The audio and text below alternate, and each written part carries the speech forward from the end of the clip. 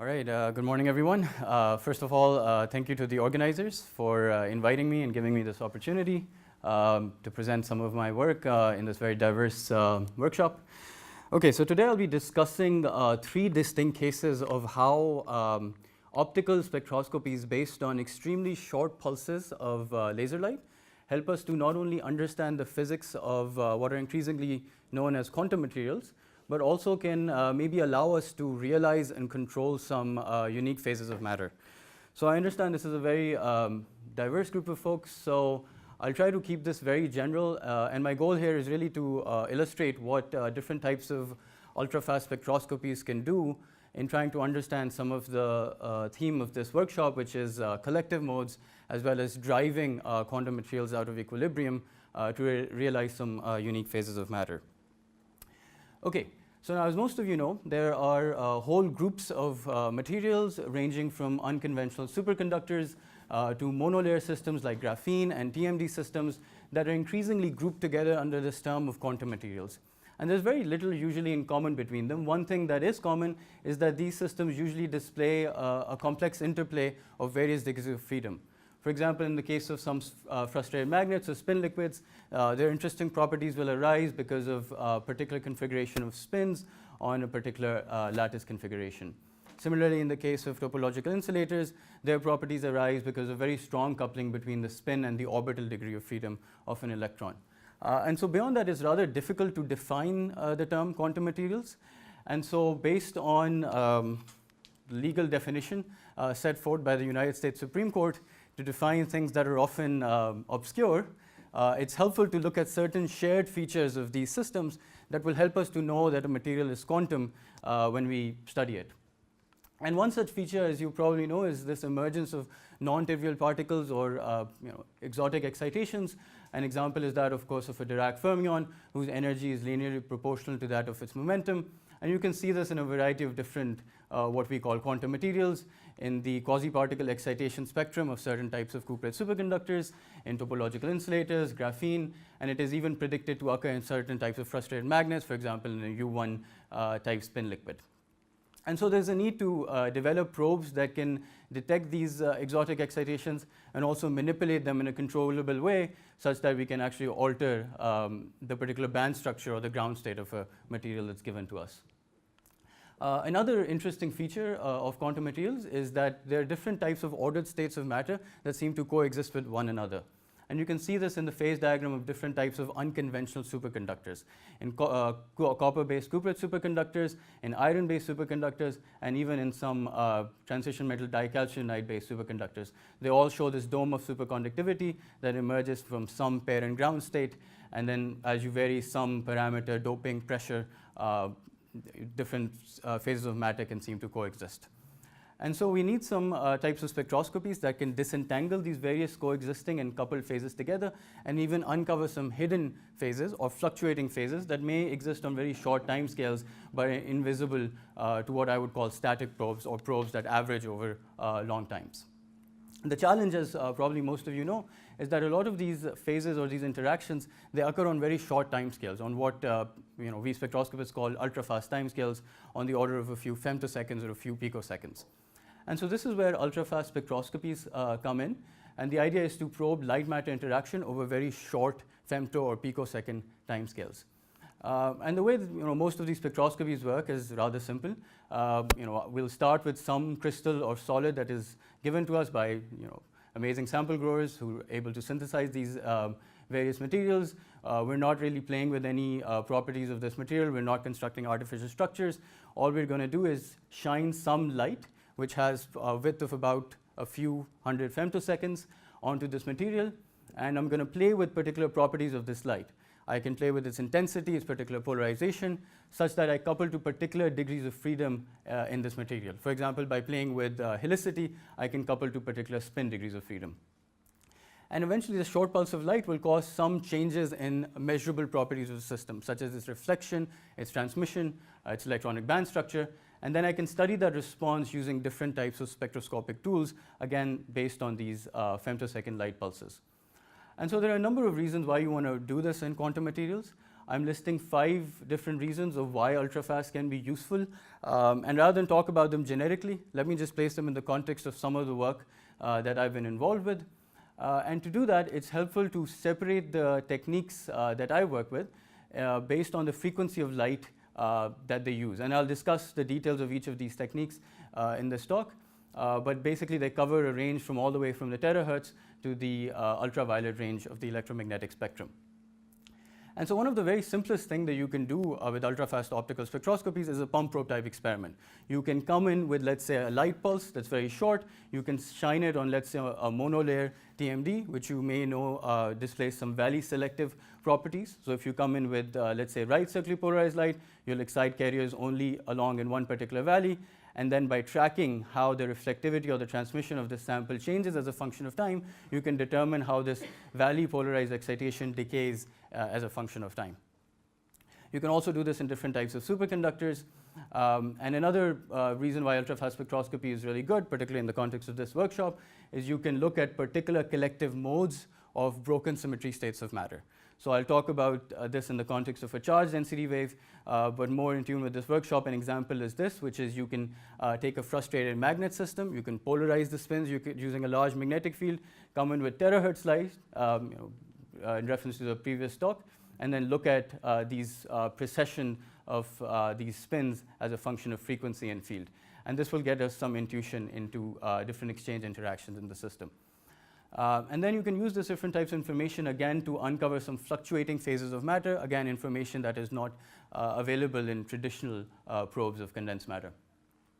Okay, so in all of these examples that I'm showing you, the goal really is to understand things more or less in equilibrium. I'm not doing anything drastic to the system. And so all of these are what I would call are done with relatively low intensities of light or with weak perturbation. I can, of course, crank the intensity of light up, and I can start tuning my system to particular metastable phases of light. Again, you can imagine you have a free energy diagram where your system sits in one local equilibrium, but if you perturb it strongly, you can change the equilibrium, go to another phase. And then I can also start picking up some nonlinear effects from a solid, such as second harmonic generation. And I think there will be a talk on this on Friday by Adolfo. There's been very interesting work recently done by Adolfo, as well as the experimental groups of Joe Ornstein and Darius Troczynski, to relate second harmonic generation with the physics of vile semimetals. Okay, and then lastly, I can tune this intensity and drive electrons periodically in a system to fundamentally alter the band structure of a solid. Okay, so in this talk, I'll discuss 3 different cases, 2 of which involve understanding the physics of cuprate superconductors, and 1 of which involves manipulating the very band structure of a solid using periodic driving of light. Okay, so first I'll talk about how we can use this very simple, rather relatively simple technique of infrared pump probe spectroscopy and transient grating to detect collective modes of a charge density wave order in cuprate superconductors.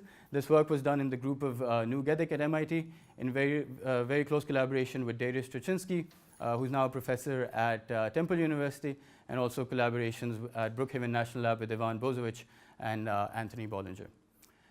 Okay, so as I mentioned earlier in the talk, the phase diagram of cuprate superconductors is rather complicated. It exists of various different coexisting phases of matter, and no one really has a clue of what's going on because of these different phases of matter.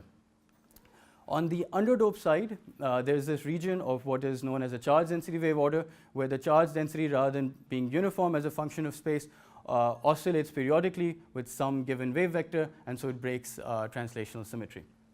And so you can see there's a large region here where it coexists with the superconducting dome. And so a natural question to ask is, what do these 2 phases of matter have to do with one another? Do they compete with one another? Do they coexist, collaborate in some way?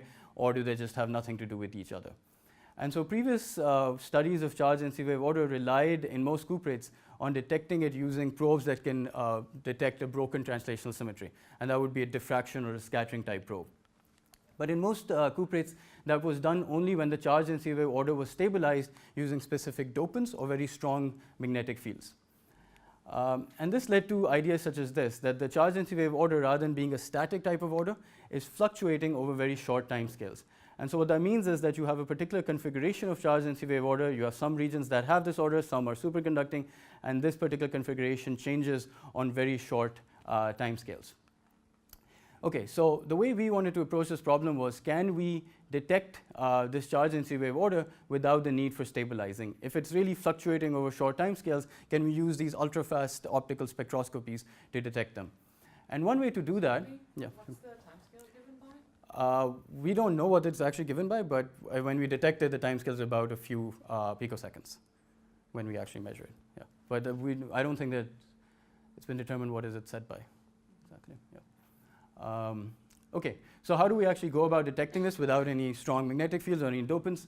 We do this by detecting the collective modes of this charge density wave order.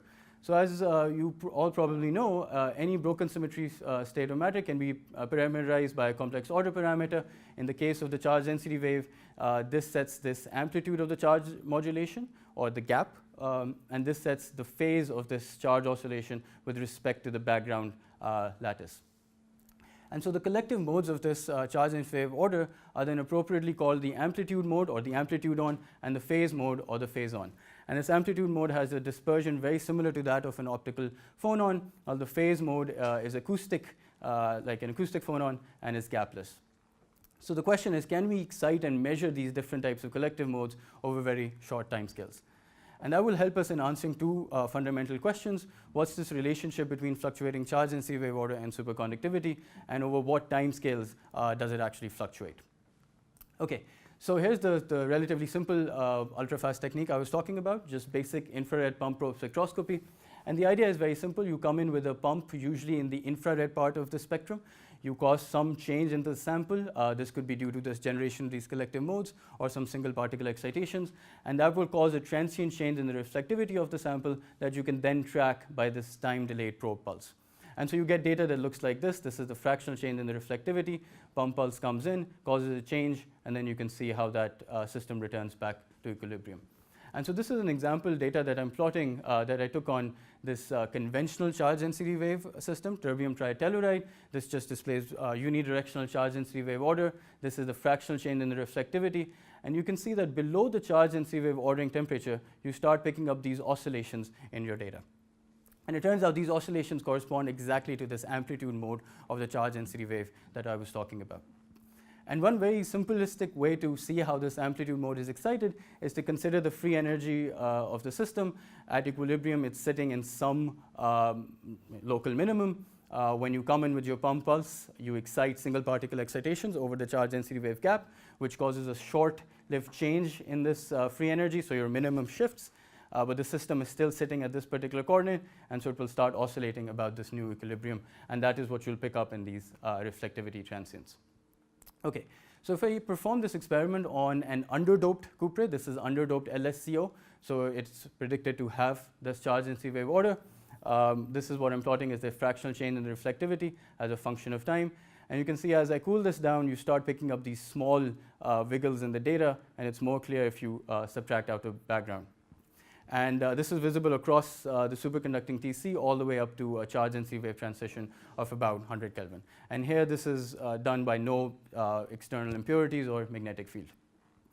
Okay, so one thing I want to point out is there is some additional analysis that goes within relation to the pump intensity dependence, so that we can actually conclude that this is indeed the amplitude mode. So now if we've detected this fluctuating charge density wave order to its amplitude mode, what can we say its relationship between the fluctuating charge density wave order and superconductivity? And to study that, it's helpful to plot the strength of this mode that we're studying. So we're exciting this collective mode, and how does it behave as a function of temperature? So that's what I'm plotting here. This is this magnitude of this collective oscillation as a function of transition temperature normalized to the superconducting TC. And you can see that as we cool this down, the modes get stronger, which is consistent with this order developing. But as superconductivity kicks in, the mode develops this kink, so it becomes even more stronger. And so naively, you would think that, maybe because of superconductivity, the charge density wave order is actually getting enhanced rather than weakened. So this would suggest maybe they're somehow cooperating with one another. But actually, this is a very simplistic consequence of coupled order parameters that have a competing interaction.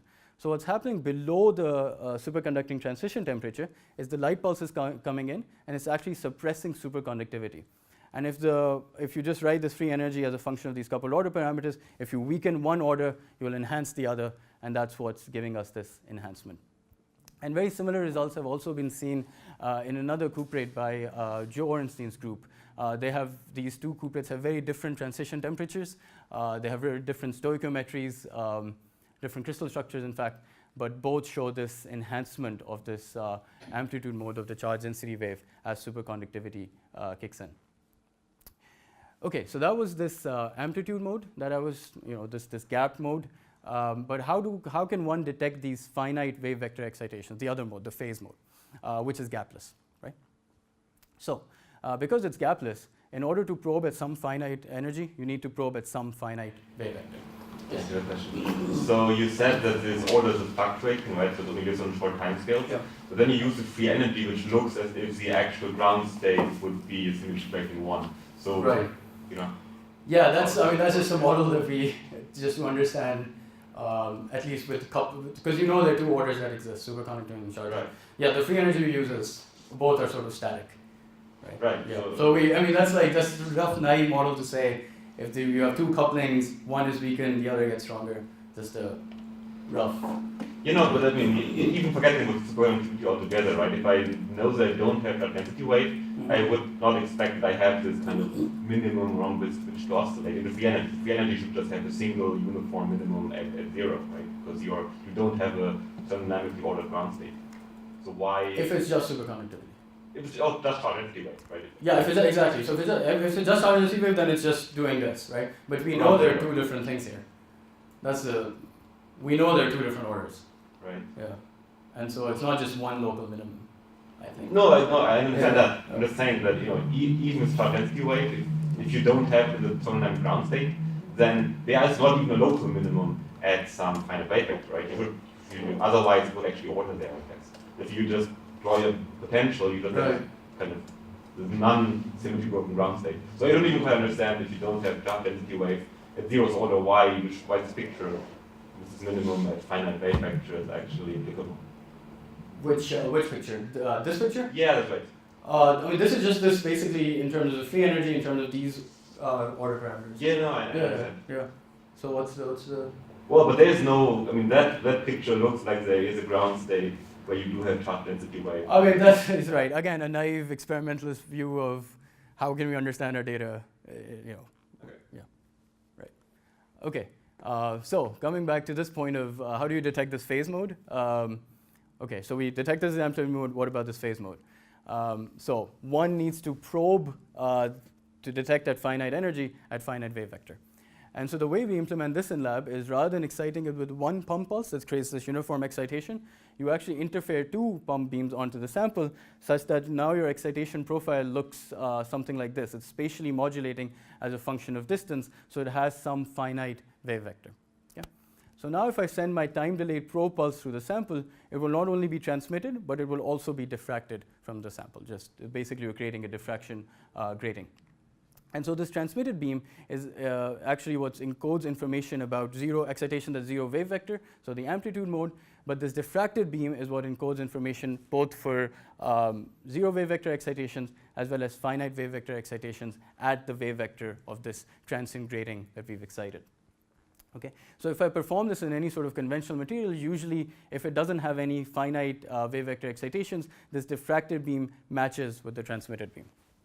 But what happens in this cuprate that we perform this experiment, you actually pick up something in this response of the diffracted beam. And what you pick up is something that looks like close to a single exponential, and this is exactly this phase mode of the charge density wave, and it's actually an overdamped response, and this is again based on some additional temperature analysis as well as pump intensity analysis that we can conclude this is this phase mode. And so now that we've detected this phase mode, can we use this to set a lifetime on this fluctuating charge density wave order? And the idea behind this is that if you have an order that is fluctuating, if you excite some collective modes in that system, they will only live as long as a particular configuration of that order. If the configuration changes as a function of time, the collective modes will tend to damp out. And so a damping of this phase mode gives us a rough idea into what is this lifetime of this fluctuating charge density wave order. And this is back to your question, it's about a few picoseconds. Okay. All right. So now I want to shift things a little bit. I talked about detecting this charge density wave order in cuprates using an ultra-fast optical technique. What I want to do next is actually study the superconducting phase itself. And so while these infrared pump probe experiments can be useful for studying superconductivity, they're not as conclusive. And that's because the energies involved in these experiments are 100 times greater than typical energy scales of superconductivity, which are a few tens of MeV. And so based on that, skeptics such as Joe Ornstein, if you've ever worked with Joe Ornstein, you would understand he can both be self-deprecating as well as insulting at the same time. And so, to him, studying superconductivity with pump probe spectroscopy in the infrared is kind of like detonating a nuclear device in a library. I won't take it this far, but we agree there's need to develop techniques that probe superconductivity closer to these energy scales. And so this is where this technique of time domain terahertz spectroscopy comes in, which is now I'm going to use this technique to probe superconductivity. And this is because 1 terahertz is about 4 milli-electron volts in energy. And so I'm going to use that to try to solve this recent puzzle that emerged in overdoped cuprates, and that is this puzzle of missing superconducting electrons and how we can use that to actually maybe hypothesize the presence of some superconducting phase fluctuations on the overdoped side of the cuprate phase diagram. Okay, so this work was done in the group of Professor Peter Armitage and very close collaboration with Dr. Bozovich and Dr. He at the Brookhaven National Lab. Okay. So previously we were looking at the underdoped side of the cuprate phase diagram where there's these different orders that coexist.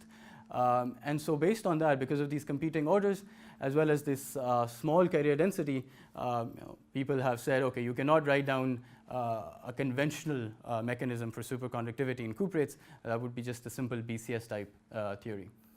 On the overdoped side, however, there aren't these competing orders, and at least on the very overdoped side, the normal part of the phase diagram behaves like a simple metal in that the resistivity goes as T squared, and also you have a larger carrier density. And so based on that, people said maybe on this side you can write down a BCS type description for superconductivity.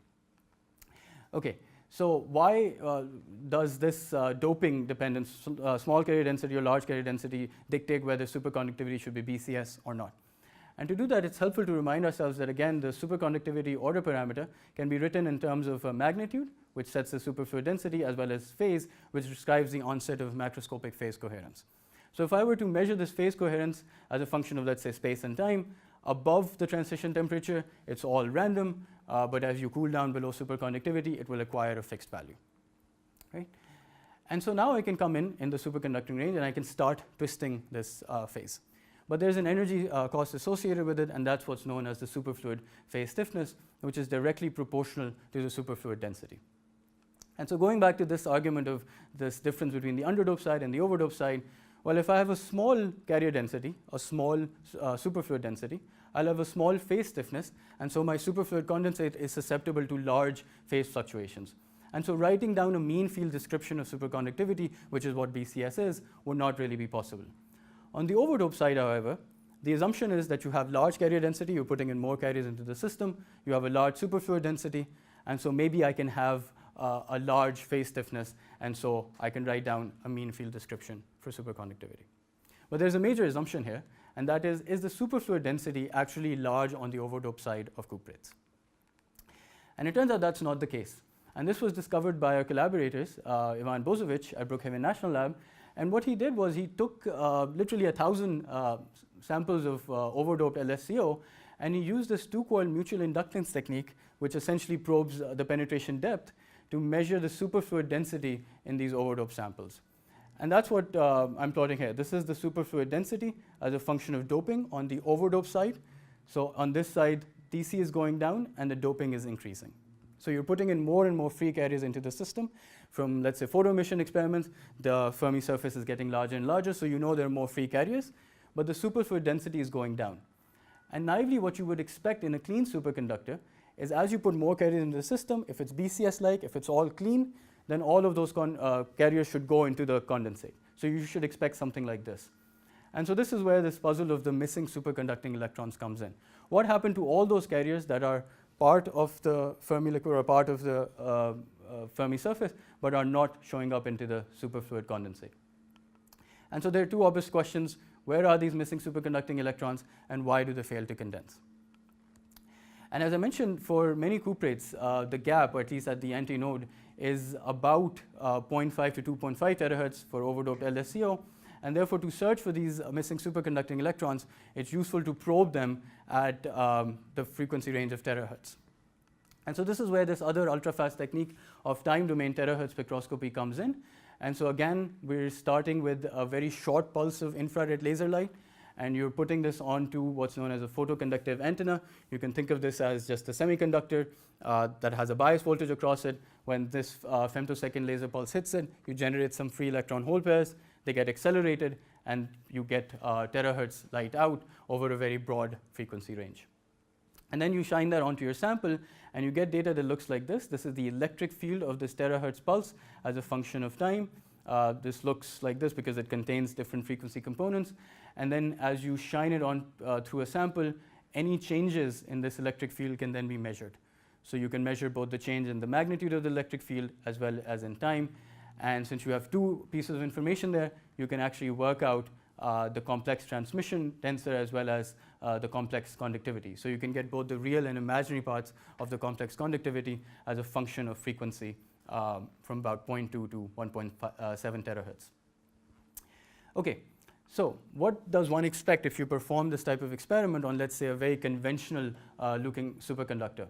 So if I have a superconductor, let's say I take a piece of niobium, I know that in the normal state it looks just like a simple metal, and so its response is just given by a simple Rudolph model, right? A Lorentzian with some width which sets the scattering of these normal carriers.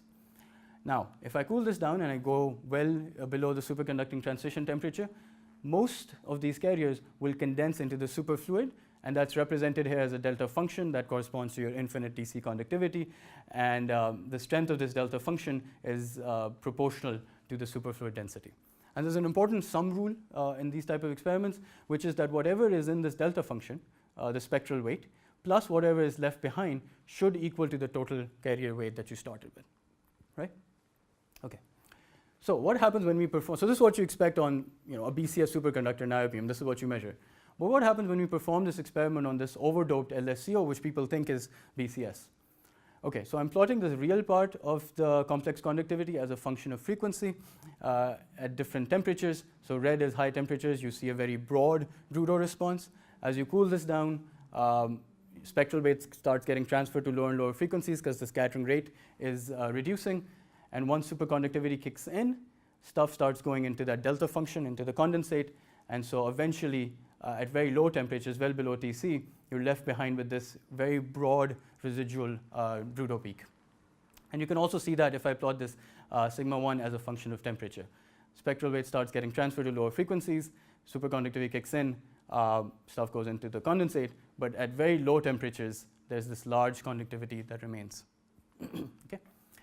So natural question to ask, is this residual sigma 1 due to these missing electrons that I had speculated about before? And to study that, it's very simple to just study what was you started with in the normal state. So this is above the superconducting transition temperature, and then what's left behind. And I can fit this to simple Rudolph fits. By the way, this is not just the real part. We also measure the imaginary part, as I'll show, and that also corresponds to what looks like a simple Rudolph model.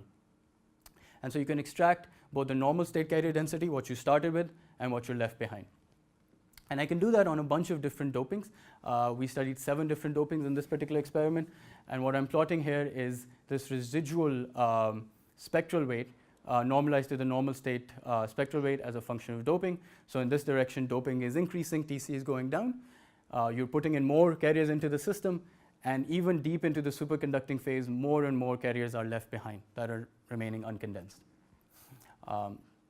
Okay, so we have another piece of information, which is I can actually determine the superfluid density using these mutual inductance or penetration depth type experiments, and I can plot them on the same plot. and this is what you get as far as the superfluid density is concerned. This is what's left behind, and if you sum them up, they obey that sum rule, right? So what this is showing is we had this measure of the superfluid density going down, but whatever was not part of the condensate actually behaves and gives a very metallic response even deep into the superconducting phase, which is this conclusion. Okay, so why is this happening? There are different possibilities. For the sake of time, I won't discuss these possibilities, which we can sort of rule out from other measurements. One is the presence of large amounts of disorder or impurities present in the system. But this is ruled out because if you look at the superfluid density as a function of temperature, it's remarkably linear, and that's the case for a clean D-wave superconductor. So what I want to do is just be a little speculative and talk about the presence of quantum phase fluctuations on the overdope side of the Couperé phase diagram. Okay, so earlier I pointed to this picture that there's an energy scale present that is... Excuse me, can I ask you Sure. a very basic question? Sure. So you said that you can rule out the presence of disorder because you have this model and the experiments that you perform are in agreement with this model and show that you don't have disorder. But on the other hand, you have these other experiments that show that this other model that you're using is like there are some missing electrons. So Right. how do you know which model you can trust? So the model is the model is if you have a we don't know which model we can trust. That's the problem with Couperé. Yes, right? Means, like, how can you rule out disorder? Right. So the way is if you have a VCS D wave, again that's assumption you start with, right? You have a sharp node present in the system, right? So if I just plot my excitation spectrum of quasi-particles as a function of temperature, so let's say you plot superfluid density as a function of temperature, it'll be linear. Okay? If I start putting in disorder, this node starts developing this quadratic feature. And so you start getting this type of behavior. There are other data that we have which if you do put in impurities, which are in this case we put in zinc impurities, then you start measuring this. So you're deliberately putting in disorder and you start getting this. So that's in one way of saying, okay, when you put in disorder, things start behaving differently than what you measure. Yeah. Okay. All right, so presence of quantum phase fluctuation. So here, there's an energy scale to twist the superconducting phase called superfluid phase stiffness. And in some models of superconductivity, again, a model-dependent picture, is that this phase stiffness can get renormalized due to the presence of quantum phase fluctuations. And earlier I pointed out that we're not only measuring the real part of the conductivity, we're also measuring the imaginary part of the conductivity. And just by simple analysis, this phase stiffness, you can get a frequency-dependent phase stiffness when you just multiply the frequency with this imaginary part of conductivity. Okay, so I'll just show you the data just to show what this means. So this, I'm plotting this quantity which we can interpret as a renormalized phase stiffness as a function of frequency for one particular doping of LSCO. And you can see that this phase stiffness is quite dependent on frequency. So if I'm probing the system at higher frequency, the phase stiffness is higher, so the system appears stiffer. And one way to really picture this is to consider as to what time scales and what length scales you're probing the system. If I'm probing at higher frequencies, I'm probing at shorter times. And so if my system has a number of phase fluctuations present in the system, at short times, it'll look stiffer to the probe. But if I go on shorter or smaller frequencies, which means I'm zooming out, if this crumpled sheet picture that I showed, I'm measuring a lower phase stiffness. Okay, and we get the same type of behavior in other dopings as well. Okay. So it turns out I can actually parameterize this renormalization of the phase stiffness in terms of what's known as a quantum Debye-Waller factor and relate it to the average phase uncertainty present in the system. This type of picture, by the way, is used for models that involve Josephson junctions, which you, let's say, fix the charge on one particular junction to actually induce phase fluctuations, and they analyze in terms of this Debye-Waller picture. And to just get some basic intuition into this, it's helpful to just compare what is actually a Debye-Waller factor. And so if you perform these very simple X-ray or neutron type scattering experiments, you typically measure these Bragg peaks. What is actually measured is something like this. And that is because, let's say, the thermal or quantum vibration of atoms renormalizes or suppresses the intensity of the scattering, and that is what's known as the Debye-Waller factor. And here this renormalization is set by this average vibration of these atoms. And so similarly, analogous to this case, if I have a clean superconductor, most of the spectral weight will be in this delta function. But now if I introduce some quantum phase fluctuations, you will have a suppression in this superfluid density. Because of some rule, those carriers have to go somewhere, and they appear as these uncondensed superconducting carriers. And so I have a measure of all these quantities from our experiment, and so can we determine this average phase uncertainty present in the system, similar to the average vibration of atoms here. And that's what I'm plotting here. This is this average phase uncertainty as a function of TC, or doping, on the overdope side of LSCO. And you can see that when the TC is maximum, which in this LSCO family is about 45 Kelvin, the average phase uncertainty is going to 0. And when TC is going to 0, the phase uncertainty is approaching pi, which is a very natural scale if you think about phase disordered superconductivity. So this parametrization basically is saying, okay, on the overdope side, you do have the presence of phase fluctuations. And so going back to this picture of superconductivity, which I pointed out earlier, is on the overdope side, there were views that maybe you can describe it by mean field BCS, but at least measurements such as this are really saying, okay, even on the overdope side, you have large phase fluctuations, so you can't really write down a simple BCS model. Okay. All right, so that covers 2/3, and then last 15 minutes, I want to tell you about something else exciting, which is, so in the first part, I was using these ultra-fast optical techniques to probe things at short times, to uncover some collective modes. But again, the goal here was to understand these existing or equilibrium phases of matter. I wasn't really altering the band structure of my solid drastically, or I wasn't changing the ground state of the system. And as I pointed out, there's this other part of ultra-fast spectroscopy in which you can periodically drive things to try to obtain desired phases of matter and alter the band structure of a solid. And that's what I'm going to tell you about, is how we can use this ultra-fast technique of time-resolved photoemission to change the band structure of a topological insulator. Okay, so this work was done in the group of Professor Nugedic at MIT, very close collaboration with Ching-Kit Chan, who is now at UCLA. And I also would like to thank Yihua Wang, who really pioneered these time-resolved ARPAS experiments. Okay, so very quickly, you guys probably all know the basics of 3D topological insulator. So I won't be going into detail here. I won't be showing you pictures of donuts and coffee cups, but hopefully we'll get coffee soon. But very simply, we all know in the bulk, this 3D topological insulator is insulating. So you have a bulk gap between the bulk valence band and the bulk conduction band, where on the surface states can be described by a Dirac Hamiltonian. For the purpose of this talk, the important point to note here is that this crossing point between these surface states is protected by time reversal symmetry. So unless you break it, you cannot gap it out. So the question we want to ask is, can we optically manipulate and engineer the surface state band dispersion using periodic driving?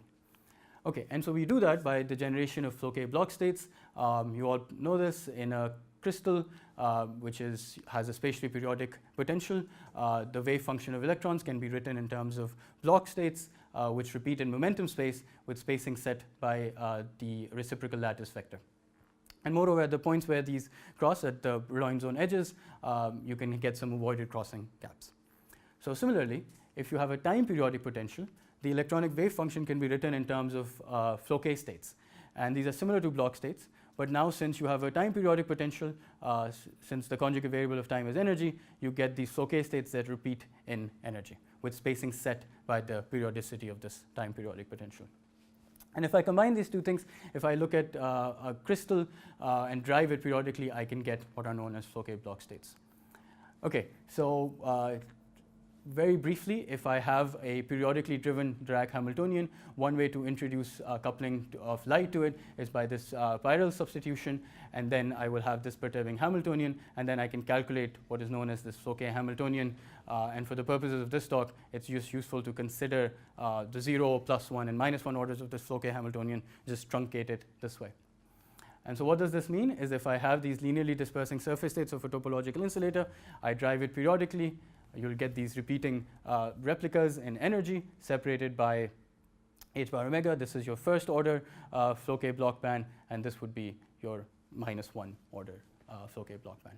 And moreover, at points where these different orders cross, which is now your flow K Brillouin zone, you can open up some avoided crossing gaps and in this way alter the band dispersion of a topological insulator. Okay, so how do we actually measure this? We use a technique called time-resolved ARPAs on topological insulators. And the way this works is rather simple. So you probably all know this, that ARPAs is a very standard tool condensed matter researchers use to map out the dispersion of a solid. The idea is you start with light in the ultraviolet that's got energy greater than the work function of the solid. So you kick out electrons, and then by measuring the energy and momentum distribution of this photo-emitted electron, you can construct the band structure of the solid. And so you get pictures that look like this. This is the measured band dispersion of the topological insulator bismuth selenide. Here this axis is energy as a function of two orthogonal momentum directions. And here I'm taking a cut along this Dirac cone, and you can see these are the linearly dispersing surface states. This is the bulk conduction band. Down here is the bulk valence band. So what we want to do is drive this periodically. And so instead of just one UV beam, we'll first excite this system with a pump pulse, usually again width of about a few hundred femtoseconds. That will cause some change to the electronic band structure or generate some electron hole pairs. And then we're going to use a time-delayed probe pulse, again in the UV part of the spectrum, to construct how the band structure behaves as a function of energy, momentum, and time. This is, of course, what it looks like. I will spare you all the details for now, but I do want to point out that basically by using different types of OPAs and other nonlinear optics, we can vary the energy of the pump pulse quite significantly. And so one approach that's very commonly used in time-resolved ARPAs is to come in with a pump energy of about 1.5 electron volts, which is greater than the bulk band gap of topological insulators such as bismuth selenide, which is about 300 milli-electron volts. So if you come in with 1.5 eV light, what will happen is you'll take some electrons from the bulk valence band, transfer them to the bulk conduction band, and then you can track how these photoexcited bulk electrons will decay as a function of time. And this has been done by a number of different groups. And while there is useful information here in terms of relaxation dynamics of bulk excited electrons, what I'm interested in is driving the surface states periodically themselves. And so what I want to do is suppress these bulk photoexcitations and couple light exclusively to the surface states. And to do that, I'm going to come in with light that is less than the bulk band gap. So I'm going to do that by exciting it with pump energy of about 160 MeV. And now I'm going to show you a movie of what happens when you excite the Dirac cone of a topological insulator using pump pulse below the bulk band gap. So this is at negative time delay, so you just see this equilibrium Dirac cone. And as I derive this periodically, you'll see when the pump and probe pulse overlap, you see replicas of the Dirac cone emerge and disappear once this driving potential shuts off. Hopefully you could see that. And so to make it more clear, I'm going to take a cut along this movie. And so this is energy versus momentum, equilibrium band structure, start driving it periodically, replicas of the Dirac cone emerge, these are your flow K block bands, and eventually disappear once the driving potential shuts off. Okay, so these are different snapshots of that movie that I was showing. You can see that what we call time zero, which is when the electrons are feeling that periodic drive at its maximum. You see maximum intensity of these replica bands. These bands are separated exactly by the driving potential of this pump pulse, so by 160 MeV. And so these are these periodically driven bands. Okay, so hopefully you can see this, but you'll see this better in the next slide, is that at points where these different order flow K block bands cross, we've opened up some gaps. Yes? How fast are you driving this? The energy is 160 MeV. So the pulse width is about 250 femtoseconds. Within that pulse width, there are about 20 cycles. And so it's like within the pulse, then it's like each cycle is creating the flow K response? Correct, exactly. Oh. Within that pulse, you have some periodic cycle. So once that, so the periodic cycle obviously has a Gaussian envelope to it. Yeah. I mean, I don't know if you have like several Gaussian pulses arriving. I mean, obviously you average this over, I see, you know, okay. Okay, so 18 hours actually, but that's the second source. Right, but what you're essentially measuring is within that Gaussian. I see. See, 20 cycles is sufficient to see some steady state emerging? Yeah, that's a great point actually. Yeah. So their next goal of this, a lot of research is try to vary this and see what point does it shut off. You know, eventually we would think maybe 4 or 5 cycles. What does that do, right? Okay, so opening up of gaps. So maybe you can see this better here is that I'm plotting again this energy versus momentum, different Fouquet block bands. At these points, you can see this gap hybridization. It's more clear if I take a cut of energy at a particular momentum value. So at negative time delays, you have this single band here, but as you drive it periodically, you can see the single peak splits into two, and this indicates the opening up of a gap. Can you actually also shape the envelope of the pulse that is driving? Like not just having this Gaussian, but yeah, right. So the idea is, can you create like a top hat profile, for example, right? Anyway, that would introduce additional frequency components, right? So then it'll be okay. How do you then? I mean, those are all ideas that. maybe not top hat, but well, if you put whatever you want, right. maybe like try to switch it on slowly. Correct. Yeah. So those are all. It's like if you do an adiabatic profile, what does it change? I'll show you some data, and when you shut it off, things don't really appear to go adiabatically. So, yeah. Okay. So yes, we can open these gaps. They have this momentum dependence, and you can play with this with polarization. For the sake of time, I will skip this part quickly. We can just. Okay. So this part is very simple. Is to explain this gap opening, you start with this Dirac Hamiltonian, make this parallel substitution for this periodic drive, and so this is your perturbing Hamiltonian. And you can imagine if my light has one particular electric field direction, let's say it's along the EX direction, and so you can see this part of the perturbation commutes with this part of the Dirac Hamiltonian. And so along that particular direction, you won't open up some gaps. You'll have a trivial crossing. But along the other, you will open up these gaps, and it's easy to calculate what this gap size would be. Right? Just this is the strength of the perturbation over the frequency. And when you match experiment and theory, they match precisely, well, not precisely, but close enough. And then you can also study the gap as a function of intensity, and it displays this square root behavior, which it should. Okay, so now once we have this coherent interaction between light and Dirac electrons, next question is, can we do anything to this protected Dirac point? So the data I was showing you was driven by linear polarized light, which obviously preserves time reversal symmetry. And so while you had these Fouquet block replicas, you had these gaps over here, nothing happened to this Dirac point. And you can see this is the intensity of the Dirac point. It didn't really change. So now if I drive this with circularly polarized light, hopefully if you squint your eyes, you can see that there's a small gap here. Hopefully you can see it. But you can see it more clearly if I take a cut here. This single peak has split into two. Yeah. So just by shining circularly polarized light, we've been able to open up a gap at the Dirac point.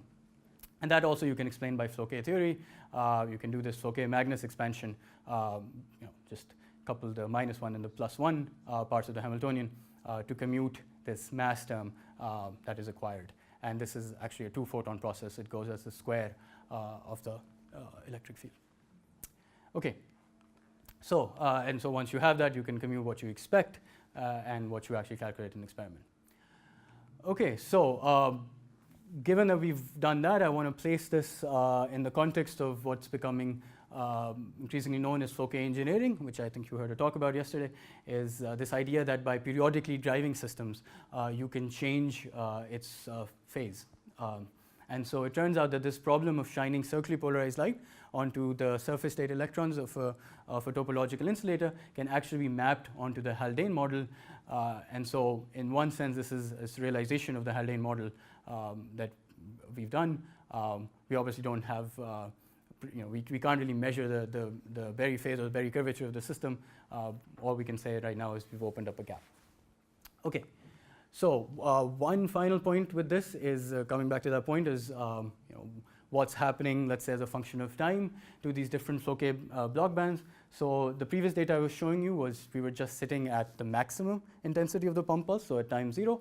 So the natural question is, how do these different side bands relax as a function of this envelope? And it turns out in bismuth selenide, it's actually, things are very simple. If I plot the intensity of this Fouquet block band population as a function of time, they follow this profile of this pump pulse. Right? Nothing surprising there. Same thing with the second and the third order bands. But if I do this in another topological insulator bismuth telluride, something surprising is happening, which we still don't understand, which is that even after the pump pulse dies, so the pump pulse width was about 250 femtoseconds, you can see these remnants of a replica of the first order Fouquet block band. And you can see this more clearly if I just plot this intensity as a function of time. You can see it's rising, and then this is the Gaussian pulse profile, and it is something that's persisting here. And we don't really understand this. One naive picture is as follows, is in bismuth selenide, the bulk band gap is higher, but the Dirac point sits relatively in the middle of this bulk band gap. And so if I generate this first order Fouquet block band, this overlaps substantially with the bulk conduction band. So anything you excite here can quickly scatter into the bulk conduction band. In bismuth telluride, the Dirac point actually sits at the bottom of this bulk valence band, and so this first order replica lies between, doesn't overlap with the bulk conduction band, as you can see. And so perhaps that is giving us something like this.